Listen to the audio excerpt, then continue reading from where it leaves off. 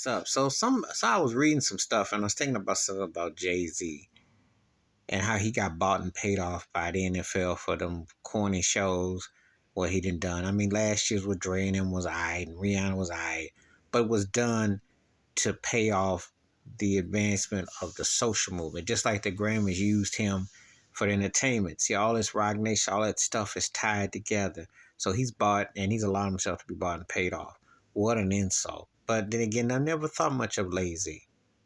And, musically, I always thought he was overrated and he was a clown. I thought that he has had longevity and he's had some hits. He's had some songs I liked. I'm not going to take nothing for his hustle, and he's had a few songs I like, but I always thought he's one of the most overrated artists ever. I thought that, he'd been spoon feeding everything. I will never forget this cat for talking about Colin Kaepernick, talking about we're past the knee.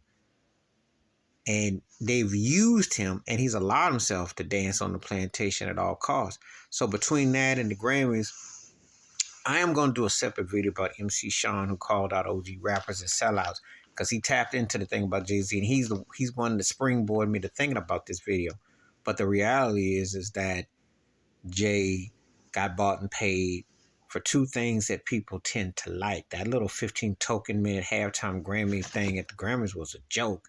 And the NFL halftime show to put black happening acts because he got a tie-in to make it look like they're doing something is a joke. Now, they'll probably try to give him a token piece of a football team to say, see, we're progressive, because he's their boy on the plantation.